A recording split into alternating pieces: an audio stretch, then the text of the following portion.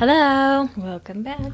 I'm Nicole. And I'm Megan. We are the Synchronicity Sisters. We are here to help you change your brain to change your life. We have a ton of content. You can head over to our website, synchronicity222.com. Check us out. We're on all major platforms. And then, of course, you can always check out our Instagram at synchronicity_sisters. We've had a lot of content out over there. Yeah, and if you're new, welcome. We hope you learn a lot, and we're grateful that you're here. If you're an OG, thank you for being here. And without further ado, we'll get right into it. We are originally a microdosing company. When you go onto our website, you'll see a lot about psychedelics, or if you Google us, we mainly have spoken at psychedelic conferences. When the psychedelic movement really started and whoa. Sorry, a piece of paper just fell and attacked Shiloh. She's now very upset. You okay? Hi. Conferences. You're talking about conferences? Oh, right. And then Yes. the paper just fell off the thing. So yeah, we've spoken at a ton of psychedelic conferences. We've been to lots of psychedelic conferences. But in our healing journey, psychedelics became a huge part of it. Even though we do the actual, the rescripting of the brain, and we know about the Broca and the DMN and everything, how we actually facilitated that much faster than the majority of humans. I actually don't know if the majority of humans ever have, because I look at Microdosed? no, I've ever changed their scripting. Oh, yeah. Because they just want to take a pill and fix it. And by scripting, we mean by how you communicate. Because a lot of times people are like, what do you guys mean by reframing or rescripting? It's literally changing the way you were taught in childhood how to communicate in relationships to completely non-passive aggressive, correct form of communicating so that you're able to not cause additional trauma in the communication. I mean, it's a ton. Yeah. Right? I mean, it's literally what your script was written by your parents by the age of 3. And it's not just passive aggressive. It's any kind of dysfunctional behavior, period. How your energetic frequencies work between masculine and feminine, how you articulate words, how your brain functions. That's why basically until 3, most kids, you can't tell whether they're autistic. You can't tell really anything until after the age of 3, because the trauma before age 3 is the most significant because you can't pull up memory before then. So it's really hard to repattern unless you go in and recreate basically the parent ego state, or the super ego, is if you guys are more familiar with that. But it is the parent ego state according to Eric Berne, and that's the one we follow. So you literally have to become an orphan and then reprogram the parent state in the brain, which is a huge undertaking. It's definitely not for the faint of heart, but microdosing and ayahuasca and things like that, that's why we recommend them. And we work in them because they are so helpful. And obviously ayahuasca is a totally other category than microdosing. Not everybody's called to ayahuasca. Mama. She's the biggest neuroplasticity shift known to man. In the shortest period of time. She's grandma. She is the OG feminine grandma energy. So I would recommend really to anybody microdosing. I wouldn't recommend everybody do ayahuasca. That's definitely not. But microdosing is really nice because if you're not familiar with it, you don't really even feel it. It moves the neuroplasticity in the brain without really even... It just makes you more self-aware. In order to change, you have to be self-aware. Anybody that you talk to or you hear, right, like Tony Robbins or Dr. Joe or any of them, right, you have to become aware that you're aware. Your personality is your personal reality. There's a ton of things. So in order to change your reality, you have to change your personality, and how you do that is you go into the ego. People talk about ego death, ego death, ego death. No, we want to ego rescript. We don't want to kill the ego. When you kill the ego, then you wouldn't even care if you were living or dead. So, the ego is actually really, really important. So actually a lot of the speeches we've given at psychedelic conferences, because it's huge in the psychedelic community of ego death. You got to have an ego death. No, it's ego awareness. so that your ego's not running the show. It's a part of the show, but it isn't running the show. Because when it's running the show, we've got the ego just loves to feel good, which is usually victimology or things like that. So ego awareness is wonderful, but you kill the ego, then you get like a psychopath or something much darker. So it's Well, yeah, I mean, you're directly working in the neuroplasticity. So if you don't know what neuroplasticity is like the brain's flexibility. So I always think about it of like, okay, so you go to yoga, and the first time you go to yoga, you're really, really tight. And then it would be a little bit at a time. Well, what microdosing does and psilocybin does is it softens that brain tissue, those networks, and it makes them more malleable. Because at the age of 25, every human being, their neuroplasticity is solidified. And so what happens is that you're set. Like, that's for a really long time, they believed that the brain could not change itself. It couldn't be flexible, all of this stuff. Well, it became not true. And there's actually a very long, detailed book about this. It's super scientific. If you like absolutely want to nerd out on the brain, I always get the title wrong. the brain that changes itself. The brain that changes itself. Yeah. Is that the absolute correct? Hopefully. Norman Dojkovic? Yes. So I'm the brain that saying changes itself. His last name wrong, but Yeah. And if we'll put it in the show notes, but he actually proved that the brain can change and does change. And so what happens is that when you're adding in psilocybin, you're softening the brain over a slow period of time. Now, if you're using ayahuasca or if you're using ayahuasca, it's a huge shift. And that's why, like, if you sit in an ayahuasca ceremony and like why traditionally it's done in 3 nights, because it's past, present, future. It's the triad, and it opens up a whole lot real quick. And so that's why it takes almost a year to integrate an ayahuasca ceremony, because you're digging so deep into the neuroplasticity to shift and to look at so many different patterns. It can take a lot of integration and understanding and patience, because you're looking your ego square in the face in ayahuasca. In not in a scary way, but it's a lot. It can be a lot for an individual who hasn't like kind of done some pre-work. And we always recommend people do microdosing for like at least 90 days prior to going and sitting, because you're able to really like start to get awareness of your ego while you are microdosing. And the cool thing about microdosing is it's in like small little like tidbits, but those tidbits can like completely change the entire perspective of your life.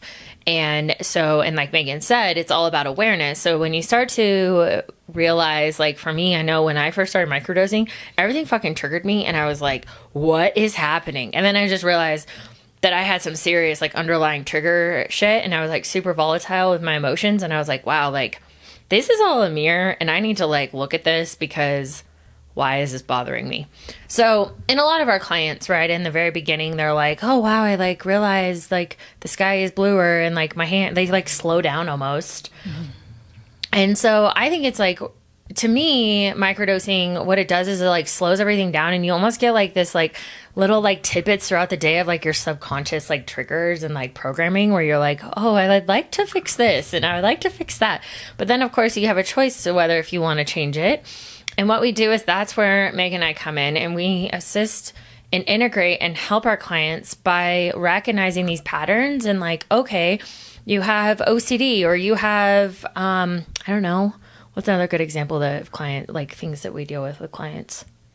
I mean, everything. Communication. Like I'm like a doormat. I'm super passive aggressive, and like I don't take up space, or I get super anxious when someone talks to me like that. Like there's like a laundry list of things. There's an endless amount of patterns. I mean, it's everybody has a unique pattern, but the problem is that you don't recognize that it's screwed up, because usually everybody in your family and the people that you date have the same patterning.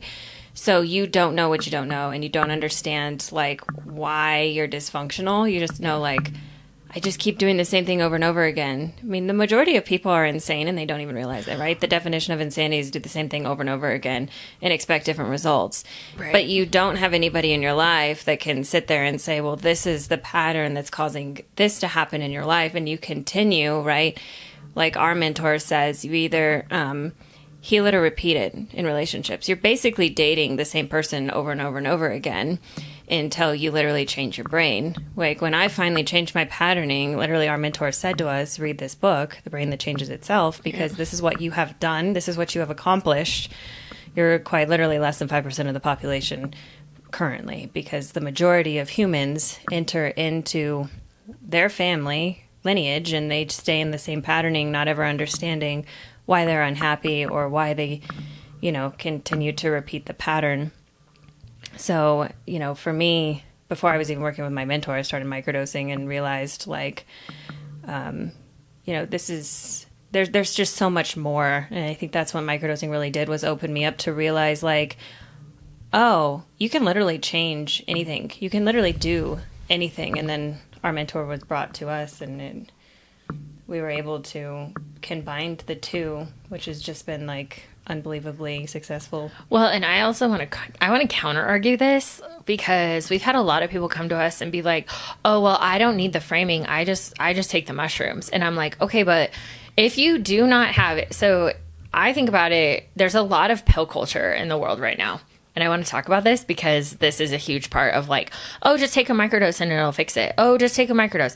Okay, so that's literally what you're doing is that we're installing, when you're microdosing, you're installing a new software program into your brain. So you can actually perpetuate trauma in the brain by microdosing because you're not reframing, or you don't have a proper integration to be able to see it from a different lens. So if you aren't working with someone who has walk the walk, or is trying to make and help you have a healthier brain, you can perpetuate trauma. Oh, absolutely. I mean, I think, and this is purely just my opinion. I think that there's a reason that psychedelics got a bad name. Yeah, absolutely. In the 70s, because, they're nothing to mess with. No. This stuff is nothing to mess with. We obviously take it very seriously. Mm-hmm. I don't believe, people that have schizophrenia or something should go down and do ayahuasca or things like that. This stuff is nothing to mess with. Just I don't believe white boys should be serving, or white girls for that matter, should be serving ayahuasca in LA. I think this is sacred medicine. Mushrooms are a lot gentler, obviously, and we work in microdosing, so it's very gentle. You don't have to have a shaman to do that because it's it's less than a Tylenol, right? It's 200 milligrams. Yeah. Most Tylenol are 500 milligrams, so it's less than most psychiatric medicine are over 200 milligrams. Yeah, so depending, it's a very, very small dose, yes. Right? It's going to do no harm. But these people that do not respect these things, and I think that the government and a lot of things were happening in the 60s and 70s when they got a bad rep. I wouldn't mess with LSD or a lot of the synthetic drugs, but that's just me personally, because do what you will, but I believe that Mother Nature is perfected her own thing. Mushrooms are androgynous, they're the only psychedelic that's androgynous. They're a lot like humans. The neuroplasticity in the brain, which it works in, looks a lot like the mycelium when it grows, and they're just and even psilocybin, right, is you can't synthesize it. For some reason, when you ingest psilocybin, it actually becomes psychoactive, yes. Right, and a psychedelic, but it's not by itself. It has to be mixed with the human, and they can't figure out actually how that works or why it becomes psychedelic. And those words actually have come from Hamilton Morrison. Yeah. We went to a conference with him. He is literally a world-renowned chemist. He was around way before this, all this legalization. He did a huge documentary series on Vice about chemical compounds. And we listened to him talk, and he pretty much told us, no, he flat out said, this is literally impossible. If I can't figure this out, and my team can't figure this out, and we make psychedelics in our lab that no one has ever taken except for 3 or 4 of us. He was breaking down he was breaking down the molecular compound of psilocybin, peyote, ayahuasca. He was breaking it all down and how it metabolizes in the body. But yeah, psilocybin cannot be synthesized. And those are from a scientist who deals with these all day long. So all of the Instagram posts, it's bullshit. they cannot do it. They cannot prove it, and they cannot figure it out. Well, go ahead. No, it's like, that's why, mushrooms are something we work with, but also like even ayahuasca, right? It just shuts off the acid ducts in your stomach. It's actually not psychoactive. Right. It's not. It's all your own DMT. Your all own DMT. Yeah. So again, I just believe in Mother Nature, right? When you start messing with Mother Nature, then I think you get into trouble. And that's just my own wisdom. So I just had this like crazy epiphany when you were talking about psilocybin. So, you know how like the mycelium looks like the brain. Mm-hmm. And when you take it, it becomes psychoactive. Mm-hmm. Okay, so how crazy is this? So the human body, right? Mm-hmm. We are flesh colored on the outside. Like all the different mushrooms are different colored, right? They can change colors. Your blood. I got this. The blue in our veins, right? When we look at our veins, they're blue. Well, that's the same thing in a mushroom. They're blue. That shows how that's the psilocybin in the mushroom. I just put all of that together. I'm sure someone listening to this already put that together, but that I had not put that together literally, and we've been working with mushrooms for a while. Holy shit. I also just love the fact that the majority of psychedelic mushrooms look like penises. They really do. And they're so cute. It's funny because like also in like, being a Kundalini teacher and things like that, when you activate Kundalini, right, it's the sex energy in the body, and it's super similar to mushrooms, right? Yeah. Like the orgasmic energy of like changing the brain, like that also does the same thing and moves blocks within the body, and psilocybin does the same thing. So it's just, everything's connected, in my belief. Well, and we're also not saying like you can't use it from creative purposes. Like I know people, and I have done this, like I struggle with attention span sometimes. It's gotten better over the years. I've like changed my schedules and stuff, but I used to like early on microdose because it helped me focus, but I had an intention around it. It wasn't just like, I'm just taking this to use it. There's purpose around it every single time that it's being used. Well, ADHD is just trauma. Yeah. But also it balances serotonin in the body. But I want to also I really would love to talk about the fact that a lot of individuals are not talking about this. Psilocybin works in the body. It works on serotonin. It works on dopamine receptors. It works on all of these different receptors in the body. And if your diet is heavily caffeinated, heavily sugared, heavily alcoholed, you're going to really struggle with finding these beneficial. Don't mix alcohol and mushrooms. Mix these. Or I did that once. It was a very bad life choice. That was like Megan had no filter. And also realizing that, your diet has a big part of healing too. And yeah, you can be taking psilocybin, you can be working, but if you're not taking care of your body and you're just taking care of your mind, you're going to have an imbalance naturally because your body is going to be struggling to create balance. And every time you take a sugar hit or an alcohol hit, it's going to create an imbalance. And then you have psilocybin over here trying to do its work and the serotonin, the dopamine, and like you're creating this constant like yo-yo in the body. And so, really looking at like what you are eating, and like that's a big thing that we do with our clients. Like, what are they eating? Like normally within the first like 3 meetings or coaching sessions, Megan is working through like, hey, what are you eating? What are you consuming? And like, it's always really fascinating for me to watch our clients because in the very beginning, they're all gung-ho on board. And then we'll get like 6 months down and they'll kind of just like all of a sudden they'll become really volatile. And 9 times out of 10, Megan will pinpoint that it's food. They'll have stopped eating like something and they'll start eating more sugar or more carbohydrates. And they're like, oh, there it is. And then it's like this imbalance. Well, the first point of discipline is food. If you don't have discipline with your diet, good luck having discipline with anything else. Right. And that's just a law of the universe. Like if you can't be disciplined with your eating and you're eating sugar and all this other stuff, like I'm sorry, I actually legitimately can't help you. It's like not believing in God of your understanding, right? Like if you're not willing to change your diet and you're not willing to understand that there's a power greater than yourself, there's quite literally no one can help you. Yeah, you can't change your brain, you can't change your relationship, and you can't change your patterns if you can't do those. Because it's mind, body, and soul. Yes. And if you, that's what we do is we combine to the 3, and microdosing helps combine the body and mind to the soul.